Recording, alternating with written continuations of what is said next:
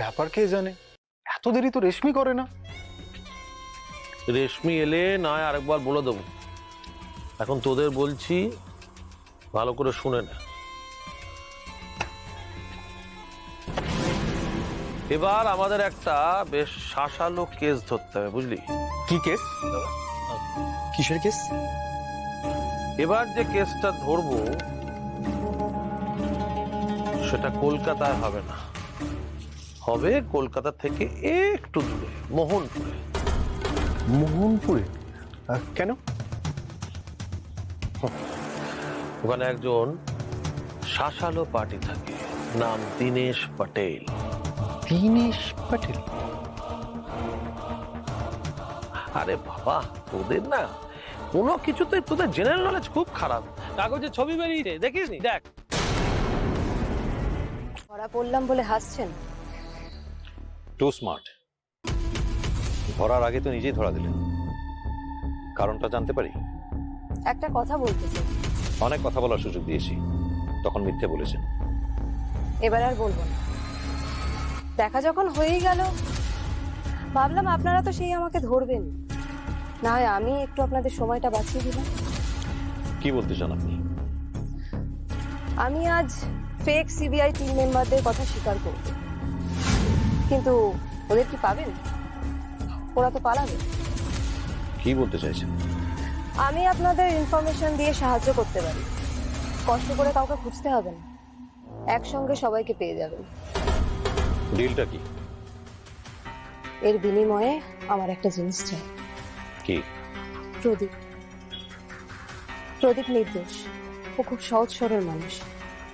আমি কায়দা করে প্রদীপের থেকে ওর জামাইবাবুর কালো টাকার ব্যাপারে জানতে পারি। আপনি যদি কথা দেন প্রদীপকে ছেড়ে দেবেন, তাহলে আমি রাজসাক্ষী হতে রাজি। বিশ্বাস করতে পারেন, নাহলে তো আর নিজে এসে ধরা দিতাম। স্যার, প্রদীপকে ছেড়ে দেওয়ার শর্তে রাজসাক্ষী হবে? এর মানে কি স্যার? এই মানব চরিত্র বড়ই জটিল দেব।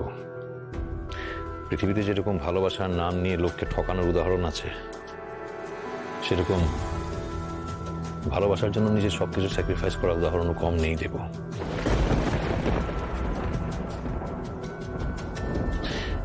মেয়েটা প্রদীপকে ভালোবেসে ফেলেছিল।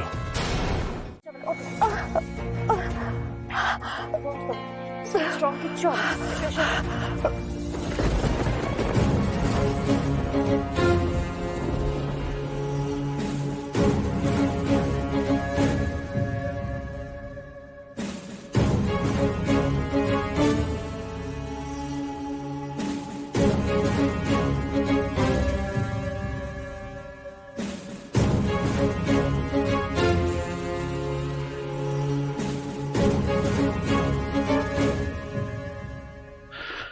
আর তখন থেকে রুমি সর্বক্ষণ রেশমির সঙ্গে রয়েছে, ওকে সারাক্ষণ ফলো করছে। এখন রেশমির জন্য আমাদের ওয়েট করতে হবে। স্যার, আমি তাহলে একবার রুমিকে কল করে দেখছি। এসো, সাবধানে। কি কি রক্ত কিসের? স্যার, গুলি লেগেছে। কে গুলি করলো? ওদের দলের মধ্যে একটা ছেলে। হোয়াট? Yes sir. চিন্তা করবেন না স্যার, জীবনে এরকম অনেক লড়াই লড়েছি। বেঁচে থাকি না থাকি সেই নিয়ে আমার ভয় নেই।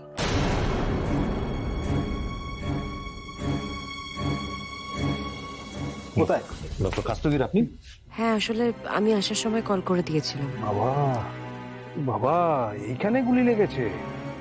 এ তো অসম্ভব ব্লিডিং হচ্ছে।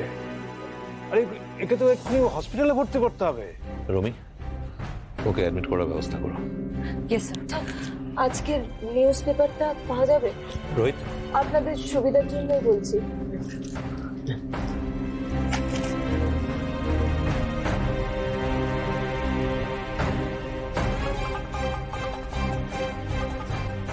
তুই এখন যা, আমি তোকে পরে খবর পাবো। আমিও ভেবে দেখবো যে কাজটা আমি করব কি করব না। ইনি মোহনপুরের দীনেশ প্যাটেল, এনার বাড়িতে পরশু রেড আছে। ঠিক খবর দিচ্ছ তো? আমি ঠিক খবর না দিলে আপনি আপনার কথা রাখবেন না, আমি জানি। পরশু মোহনপুরেই রেড আছে। আমি যা বলার আপনাদের সবটা সত্যি বললাম।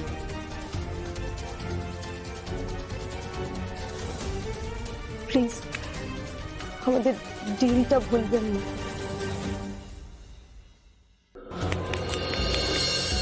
সাম্য কেন এখনো ফিরছেন আমি বুঝতে পারছি না। এই, কি রে? কি হলো? দাদা, রেশমি সত্যি বিশ্বাসঘাতক। তোমার নামে আমাকে ভড়কাচ্ছিল, দিয়েছি আমি গুলি করে।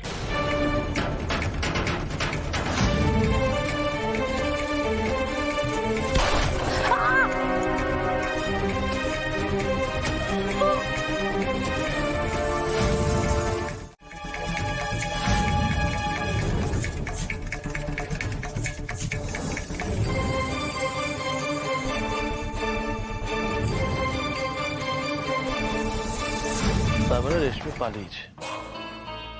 ভাগ্যিস ওর সামনে নেক্সট মিশনের জায়গাটা নিয়ে কোনো রকম কথা বলিনি।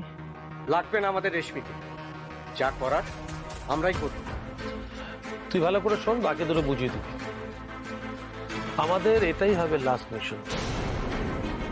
তারপর আগামী 2 বছর আমরা কিচ্ছু করবো না, আন্ডারগ্রাউন্ড থাকবো। 2 বছর? 2 বছর পর আমরা অন্য রাজ্যে আমাদের কার্যকলাপ শুরু করব। তার আগে আমাদের এই সামনের 2 বছর ছড়িয়ে ছিটিয়ে থাকতে হবে। ঠিক সময় মতন আমি সবাইকে খবর দিয়ে দেবো। আপাতত পরশু মোহনপুর।